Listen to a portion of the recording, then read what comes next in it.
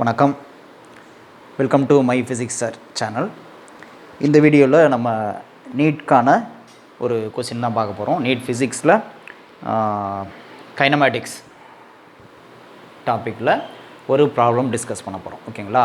இதுக்கு முன்னாடி இன்னும் நம்ம சேனல் சப்ஸ்கிரைப் பண்ணாமல் சப்ஸ்கிரைப் பண்ணிக்கோங்க. அது மட்டும் இல்லாமல் ஏற்கனவே சொல்லியிருந்தோம் நீட் ஃபிசிக்ஸ்க்கான ஆன்லைன் கிராஷ் கோர்ஸ் ஸ்டார்ட் பண்ண போகிறோம் அப்படின்ட்டு. ஓகேங்களா? ஸோ அதுக்கு இன்ட்ரெஸ்ட் உள்ளவங்க இந்த வீடியோவோட டிஸ்கிரிப்ஷனில் காண்டாக்ட் நம்பர் கொடுத்துருக்கோம், அதை காண்டாக்ட் பண்ணுங்கள். கிளாஸஸ் வந்து மே 5th டு ஜூலை 15th வரலையும் நடக்க இருக்குது. ஓகேங்களா? ரைட். இப்போ நம்ம இந்த கொஸ்டினை டிஸ்கஸ் பண்ணுவோம். Kinematics, that is motion in a straight line. கைனமேட்டிக்ஸில் மோஷன் இன் ஸ்ட்ரெயிட் லைன் டாப்பிக்கில் ஒரு ப்ராப்ளம் என்னென்னா, a boy moving along a straight line travels 1/3 of a total distance with a speed of 3 meter per second. The remaining distance is covered with a speed of 4 meter per second for half the time and 5 meter per second for the other half of the time. The average speed during the motion is. Average speed கண்டுபிடிக்கணும். The boy is moving in a straight line சொல்லியாச்சு. Boy is moving in a straight line. ஓகேங்களா? இப்போ total distance வந்து நம்ம என்னென்னா, total distance வந்து டின்னு வச்சுக்குவோம். இந்த பாயிண்ட் A to இது வரலையும் இந்த டிஸ்டன்ஸ் வந்து, இந்த டோட்டல் டிஸ்டன்ஸ் வந்து டி. ஓகேயா? இது ஃபுல்லாக வந்து டி. அதில் அவங்க என்ன சொல்லியிருக்காங்கன்னா, 1/3 of the total distance with a speed of 3 meter per second சொல்லியிருக்காங்க. 1/3னா இப்போ இது 3 பார்ட்ஸாக பிரிங்க, 3 ஈக்குவல் பார்ட்ஸாக பிரிங்க. 1/3 வந்து இதுதான் 1/3 அப்படின்னா இந்த டிஸ்டன்ஸ் வந்து d/3. ஓகேயா? இதை வந்து நான் வந்து d1 வச்சுக்கிறேன். d1 ஈக்குவல் டு என்னது 1/3 ஆஃப் d. அப்போ d/3. ஓகேயா? இந்த டிஸ்டன்ஸை வந்து எவ்வளோ ஸ்பீடில் அவர் கவர் பண்ணுறாரு? 1/3 of a total distance with a speed of 3 meter per second. So இதுக்கு ஸ்பீடு வந்து v1 வச்சுக்கிறேன். v1 ஈக்குவல் டு எவ்வளவு? 3 மீட்டர் per second. ஓகேயா? 3 மீட்டர் per second. அடுத்து the remaining distance is covered with the speed of. remaining distanceனால் இதுக்கப்புறம் இன்னும் எவ்வளோ distance இருக்குது? இது ஃபுல்லாக எவ்வளோ இருக்குது அப்படின்னா, நமக்கு டியில் d/3 போயிடுச்சு. 1/3 ஆஃப் டி போயிடுச்சுன்னா ரிமைனிங் என்ன இருக்கும்? 2/3 ஆஃப் டி இருக்கும் இல்லையா? அப்போ ரிமைனிங் டிஸ்டன்ஸ், டோட்டல் டிஸ்டன்ஸ் எவ்வளோ அப்படின்னா 2/3 of D. Okay? 2/3 of D. Okay? So இவ்வளோ டிஸ்டன்ஸ் இருக்குது. இந்த டிஸ்டன்ஸை இவர் எப்படி கவர் பண்ணுறாருனா, covered with the speed of 4 meter per second for half the time and 5 meter per second for the other half of the time. Okay? ஒரு half time, half distance இல்லை, half of the time. இதில் வந்து இவர் எவ்வளோ டைமில் travel பண்ணுறாருன்னு நம்மளுக்கு தெரியாது.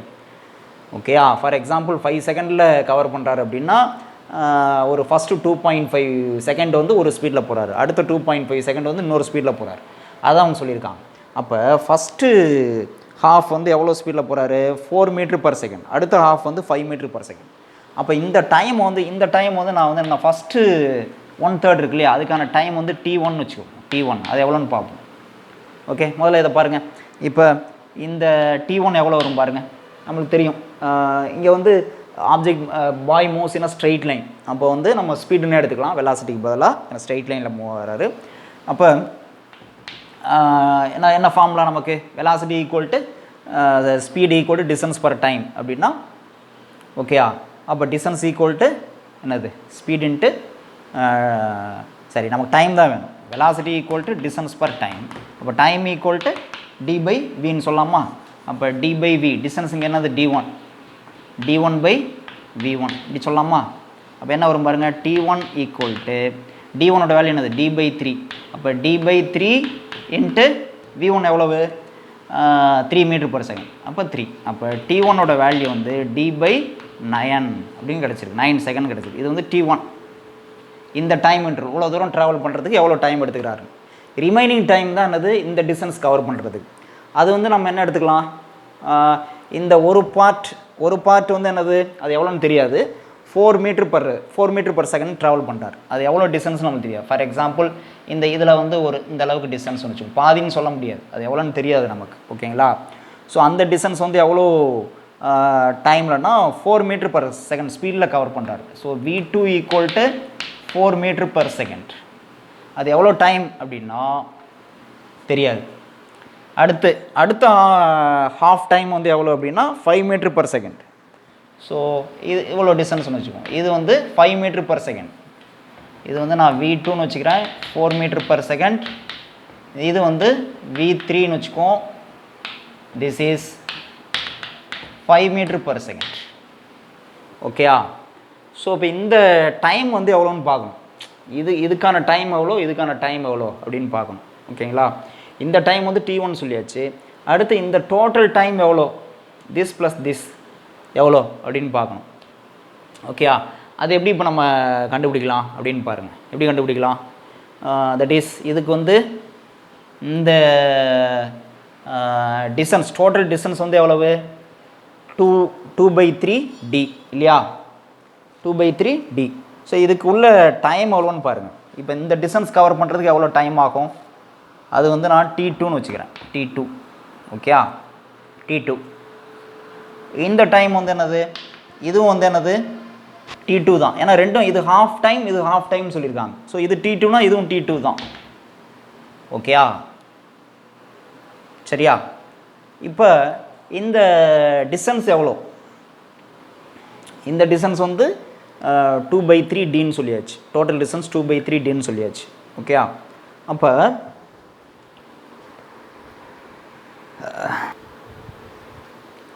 ரைட், இப்போ இந்த டிஸ்டன்ஸ் எவ்வளோன்னு பார்க்கணும். இந்த டிஸ்டன்ஸ் எவ்வளோ வரும் பாருங்கள். வெலாசிட்டி இருக்குது, டைம் இருக்குது. இதே ஃபார்முலா டிஸ்டன்ஸ் எவ்வளோ சொல்லலாம், இதுக்கு வந்து இந்த டிஸ்டன்ஸ் வந்து எவ்வளோ சொல்லலாம், அது வந்து நம்ம எவ்வளோ சொல்லலாம் டிஸ்டன்ஸை, velocity equal to distance per time. அப்போ சொன்னோம்ல, velocity equal to distance per டைம்னா டிஸ்டன்ஸ் ஈக்குவல் டு Vt. அப்போ இந்த டிஸ்டன்ஸை வந்து நான் என்ன சொல்கிறேன், இந்த டிஸ்டன்ஸ் வந்து V இன்ட்டு T2ன்னு சொல்லலாமா, இந்த டிஸ்டன்ஸ் மட்டும். ஸோ அப்போ V2 இன்ட்டு T2, இந்த டிஸ்டன்ஸ் வந்து V2 into T2, that is V வந்து எவ்வளவு 4. அப்போ 4 இன்ட்டு T2 அப்படின்னு சொல்லலாம் இந்த டிஸ்டன்ஸை. இந்த டிஸ்டன்ஸ் எவ்வளோ சொல்லலாம், அதே V3 இன்ட்டு T2ன்னு சொல்லலாம். அப்போ V3 5, டைம் வந்து T2, அப்போ 5T2ன்னு சொல்லலாம். ஓகேயா? அப்போ இந்த டோட்டல் டிஸ்டன்ஸ் இருக்குது பாருங்கள், 2/3D, that is equal to 4T2 plus 5T2 இப்படி சொல்லலாமா? அப்போ 2/3, therefore 2/3D equal to 4T2 plus 5T2. இது டிஸ்டன்ஸ் தான், இதுவும் டிஸ்டன்ஸ் தான். அப்போ எவ்வளோ வருது பாருங்கள், 2/3D ஈக்குவல் டு 4 + 5 9, அப்போ 9T2 அப்படின்னு வந்துடுது. ஓகேயா? 9T2ன்னு வந்துடுது. அப்போ இதிலேருந்து T2 ஈக்குவல் டு என்னென்னு நம்ம கொண்டு வரலாம். என்ன வரும், T2 equal to time, T2 என்னென்னு தெரிஞ்சுக்குவோம். எவ்வளோ வரும், 2/3 இன்ட்டு D, 9 கீழே வந்துடுது. அப்போ 9D. அப்போ T2 ஈக்குவல் டு எவ்வளோ வருது, 2/27D. T2ஓட வேல்யூ கிடச்சிருது. T2ங்கிறது என்னது, இந்த டைம் தான். அதுக்கப்புறம் என்ன இருக்குது. சரி, இப்போ நம்ம வந்து ஆவரேஜ் ஸ்பீடு கண்டுபிடிக்கணும். இப்போ இந்த என்டையர் ஜேர்னிக்கு ஆவரேஜ் ஸ்பீடு கண்டுபிடிக்கணும். ஆவரேஜ் ஸ்பீட்னா நமக்கு என்னது, அதான் கேட்டிருக்காங்க. Average speed during the motion, அதுதான் கேட்குறாங்க. இப்போ ஆவரேஜ் ஸ்பீட்னா என்னது, total distance divided by total time taken, அதுதானே. இப்போ நான் கொஸ்டினை வந்து எரேஸ் பண்ணிக்கிறேன். Total distance divided by total time taken, அதுதான் நம்ம கண்டுபிடிக்க வேண்டியது, average speed. So V average equal to total distance by total time. Total distance எவ்வளவு, D இல்லையா? So D by total time taken என்னது, இதுக்கு மட்டும் டைம் எவ்வளோ, இந்த பார்ட்டுக்கு மட்டும் எவ்வளோ பார்த்தோம், T1 இல்லையா? ஸோ T1 ப்ளஸ் இந்த பார்ட்டுக்கு எவ்வளோ டோட்டல் டைமு, இங்கே பாருங்கள், இதில் ஹாஃப்க்கு தான் வந்து T2, இந்த இதுக்கு வந்து இந்த பார்ட்டுக்கு தான் T2, இந்த பார்ட்டுக்கு வந்து ஒரு T2 இருக்குது. அப்போ இந்த 2/3 டிஸ்டன்ஸ் கவர் பண்ணுறது எவ்வளோ டைமாக இருக்குது, T2 ப்ளஸ் T2 இல்லையா? 1/3 ஆஃப் டிஸ்டன்ஸுக்கு வந்து T1னா 2/3 ஆஃப் டிஸ்டன்ஸ் கவர் பண்ணுறதுக்கு எவ்வளோ பார்த்தோம், T2 ப்ளஸ் T2, 2T2 இல்லையா? ஸோ அப்போ 2T2ன்னு எழுதிக்கலாம்.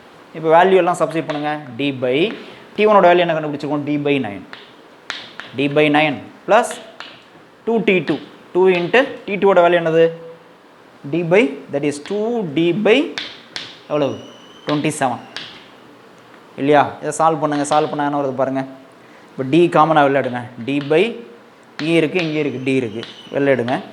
இங்கே என்ன வரும்? 1/9 ப்ளஸ் 2 × 2 4, 4/27. டி கேன்சல் பண்ணலாம். ஓகே, இப்போ இதை சால்வ் பண்ணுங்கள். எவ்வளோ வரும்? 1/27 + 9 எவ்வளோ? 27 + 36. 27 + 36 டிவைடட் பை இது எவ்வளோ வரும்? 9 × 27